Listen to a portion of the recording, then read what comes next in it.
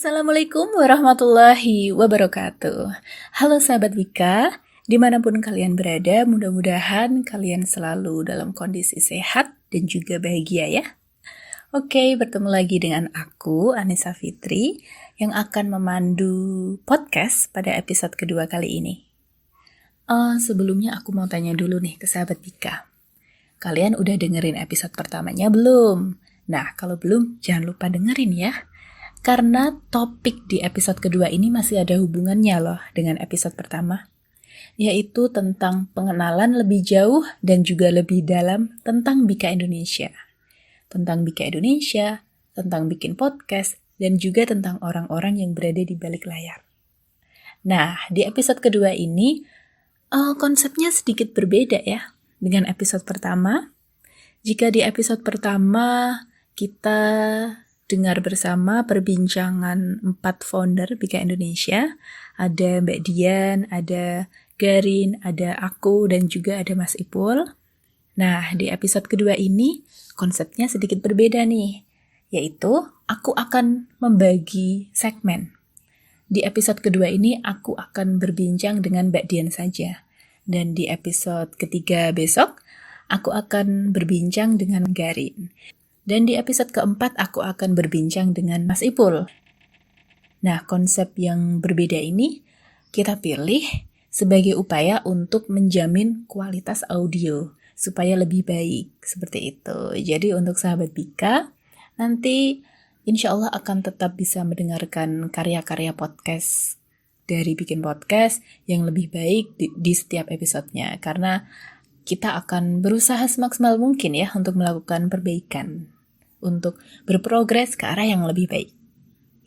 Oke, nah di episode kedua ini kita akan ngobrol bersama Mbak Dian mengenai tantangan selama berkarya dan juga rahasia atau tips awet bagaimana untuk mempertahankan komunitas agar bisa langgeng hingga saat ini dan juga untuk seterusnya.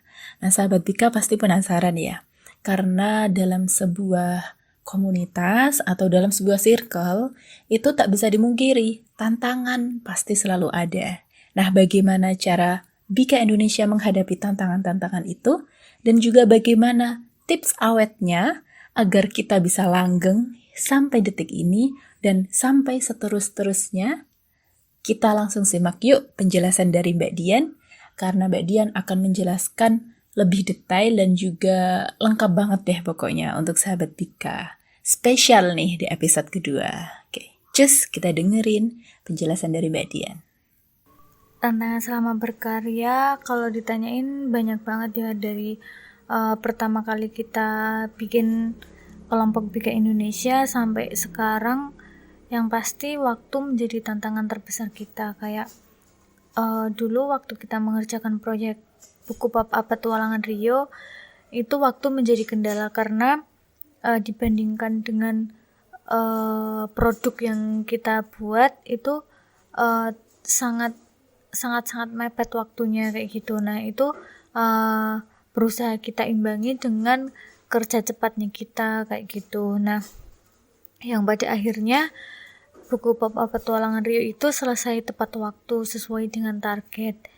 Nah, selanjutnya untuk yang kedua, untuk proyek kita yang kedua di buku Seni Menata Cita, begitu juga terkait dengan waktu yang masih menjadi kendala karena pada saat itu benar-benar awal pandemi, yang mana pada tahun-tahun sebelumnya kita nggak pernah tuh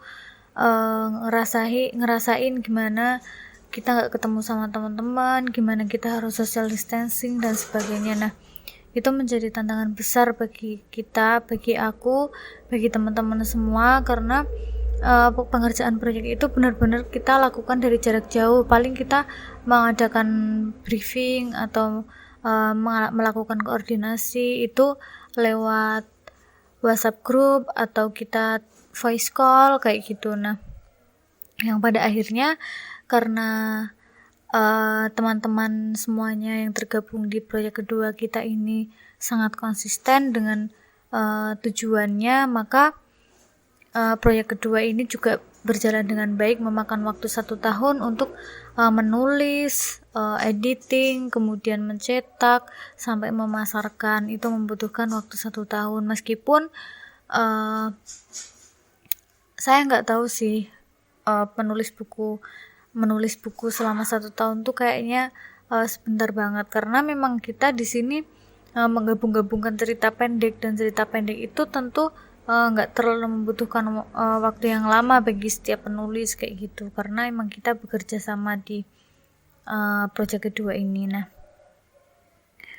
untuk pembagian waktu sendiri, kayak aku kemudian teman-teman yang lain mungkin juga ngerasain gimana rasanya membagi waktu di saat kegiatan harus diselesaikan atau harus dilaksanakan secara bersama-sama. Kayak dulu waktu aku masih kuliah, mengerjakan skripsi, KKN, kemudian magang di sekolah, kayak gitu harus aku jalankan sampai akhir. Tapi juga waktuku harus dibagi untuk Bika, kemudian untuk organisasi yang lain, seperti itu. Nah, karena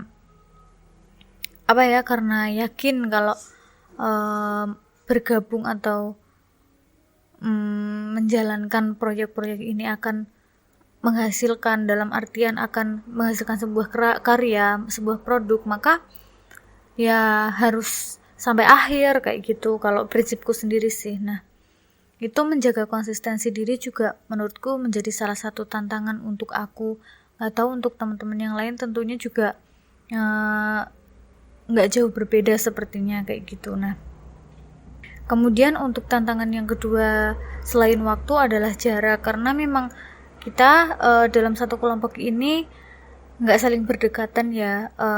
Ada beberapa yang berdekatan, namun juga ada beberapa orang yang jauh gitu, yang walaupun ada kesempatan ketemu, belum tentu mereka bisa bergabung karena memang jaraknya jauh kayak gitu. Nah, kalau misalnya mereka tidak mempunyai komitmen, maka tidak menutup kemungkinan orang-orang itu, maksudnya mereka yang berjauhan itu akan terlepas. Tapi karena kita sama-sama konsisten, sama-sama komitmen dengan apa yang ingin kita capai, akhirnya sampai sekarang, sampai detik ini pun kita masih sama-sama. Nah, ini akan membuat kita semakin kuat, semakin produktif, kemudian justru membuat kita semakin termotivasi untuk menghasilkan produk yang lebih baik, meskipun kita tidak saling bertatap muka, hanya melalui video call seperti itu. Nah, itu sih menurut aku tantangan-tantangan yang selama ini kita hadapi. Nggak ada tantangan di luar itu. Misalnya kayak kita terkendala sumber daya manusia, sejauh ini alhamdulillahnya enggak, karena emang kita alhamdulillahnya dikelilingi oleh orang-orang yang kompeten, orang-orang yang hebat, orang-orang yang komitmennya tinggi, kemudian ya pokoknya sesempurna itu orang-orang di lingkup atau di sekeliling Bika Indonesia kayak gitu. Nah, kemudian yang ketiga yang tidak terlalu signifikan juga pengaruhnya itu adalah dana. Emang sejak awal komunitas ini berdiri itu bermula dari kelompok PKM. Nah, kelompok PKM ini alhamdulillahnya buku petualangan Rio itu didanai oleh Kemenristek Dikti waktu itu. Nah, karena kita berhasil menjual buku-buku petualangan Rio, akhirnya kita mendapatkan laba dari hasil penjualan itu. Nah, laba itu tidak kita bagikan. Ada sebagian yang dibagikan kepada teman-teman Bika satu tim, namun sisanya kita gunakan untuk modal untuk proyek kedua. Jadi benar-benar kita hanya memanfaatkan laba dari proyek pertama. Nah, alhamdulillahnya juga di proyek kedua ini kita sedikit banyak terbantu oleh sponsor, kemudian oleh penerbit yang memberikan diskon sangat menggiurkan kayak gitu. Nah, sebenarnya kita cukup dengan laba yang kita hasilkan dari petualangan Rio, cuman karena terbantu oleh banyaknya pihak yang mendukung adanya proyek kedua ini, maka masih ada, dananya masih ada, kemudian kita juga mendapatkan keuntungan dari proyek kedua ini, kemudian kita juga sama-sama bisa menikmati, kemudian masih ada sisa untuk proyek selanjutnya, maksudnya saving kita. Nah untuk dana ini tidak terlalu berpengaruh ya, hanya pas awal-awal itu pas kita mau proyek petualangan Rio itu ada beberapa komponen yang memang dalam pembuatan buku pop-up itu tergolong mahal kayak gitu. Untuk sejauh ini sih terkait dengan dana masih cukup aman aja, walaupun beberapa komunitas atau beberapa startup kalau misalnya lagi awal-awal kemudian lagi merintis kayak gitu, dana tidak menutup kemungkinan atau tidak bisa dipungkiri menjadi salah satu kendala seperti itu. Sejauh ini aman-aman aja sih, dan alhamdulillahnya semuanya itu berjalan dengan lancar. Kayak aku aja nggak pernah berekspektasi kalau bakal sampai di titik ini kayak gitu, dan ternyata Allah mengizinkan. Rahasia awet sih menurutku karena orang-orang di Bika yang setahu aku dan juga orang-orang yang di sekitar Bika, maksudnya di lingkungan Bika sendiri, kayak orang-orang yang tipe kecanduan sama prestasi. Jadi mereka tuh kalau udah menciptakan satu karya, misal udah punya satu karya, habis itu dia masih terus pengen berkarya terus. Nah itu menurutku yang bikin Bika itu sendiri awet. Itu terbukti dari setelah kita menyelesaikan proyek petualangan Rio di proyek pertama, kita masih tetap nggak berhenti gitu loh, kita masih pengen ada lagi gitu. Bahkan nyampe proyek kedua yang buku Seni Menata Cita itu belum selesai, kita udah punya angan-angan yang lain, kita pengen ini, pengen itu, pengen ini kayak gitu. Nah itu sih menurutku yang bikin kita bareng terus kayak gitu. Jadi tujuan kita tuh sama, kita selalu punya tujuan, selalu ingin bekerja sama dan nggak ada yang saling diberatkan kayak gitu. Menurutku yang salah satu yang bikin langgeng. Kalau dilihat dari sisi banyaknya kita bertemu juga nggak juga, kita intensitas ketemu kita sangat jarang sekali. Bahkan kita teleponan pun kita nggak pasti seminggu sekali tuh nggak pasti, mungkin 2 minggu sekali atau bahkan sebulan sekali kita baru teleponan kayak gitu. Kalau dilihat dari intensitas komunikasi tuh nggak seberpengaruh itu, tapi kita selalu ada bahasan di grup chat, misal ada yang punya ide kemudian disampaikan di grup, nanti yang lain menanggapi, kemudian apabila punya ide untuk proyek berikutnya kayak gitu, nanti kita list dan kita pertimbangkan bersama kayak gitu. Itu sih menurutku yang menjadi kita itu menjadi awet sampai saat ini tuh, yaitu karena kita nggak pernah berhenti untuk mencari ide-ide dan untuk direalisasikan.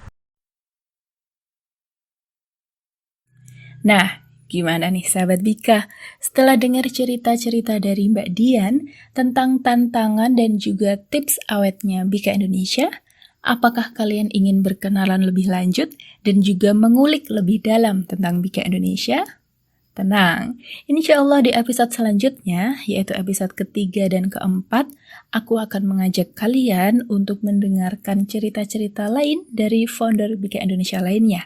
Ada Mas Ipul dan juga ada Garin, yang tentunya membahas topik-topik yang lebih seru dan tidak kalah menarik dari episode kedua kali ini. Sebelum aku tutup episode kedua ini, aku mau ngasih tahu nih ke sahabat Bika, kalau bikin podcast membuka kesempatan seluas-luasnya untuk kalian mengirimkan karya ke sini. Jadi tujuannya apa sih? Tujuannya yaitu bikin podcast ingin mengajak sahabat Bika dimanapun kalian berada untuk berbagi cerita inspiratif kalian. Entah itu di bidang kesehatan, di bidang pendidikan, di bidang ekonomi, atau cerita sehari-hari, terserah. Jadi bisa cerita galau lah, cerita patah hati, cerita berharga tentang perjuangan untuk tetap sekolah, untuk tetap kuliah, untuk mencari beasiswa, atau untuk berprestasi, atau untuk cerita-cerita lainnya. Karena aku yakin kalian pasti punya cerita berharga yang itu sangat sayang sekali kalau hanya disimpan untuk kalian sendiri. Jadi, bikin podcast menunggu karya kalian untuk dikirimkan ke sini untuk bisa memengaruhi dan memberikan inspirasi bagi pendengar di luar sana. Nah, bagaimana ketentuannya? Untuk lebih lengkapnya, sahabat Bika bisa cek media sosial kami di @bika-indonesia. Kalian bisa cek di Highlight, bikin podcast. Di situ sudah tertera informasi lengkap. Atau kalian bisa cek postingan di Instagram Bika Indonesia. Di situ sudah terjelas lengkap, dijelaskan lebih detail tentang syarat dan ketentuannya gitu. Nah, nanti dari mengirimkan karya, kira-kira sahabat Bika bisa dapat apa aja? Nah, di antaranya nanti sahabat Bika akan dapat sertifikat online sebagai salah satu kontributor di Bikin Podcast. Lalu karya kalian akan terpublikasi di channel Bikin Podcast di Spotify kami. Dan juga, ya ini yang gak kalah serunya sih. Jadi karya kalian akan terpublikasi tentunya.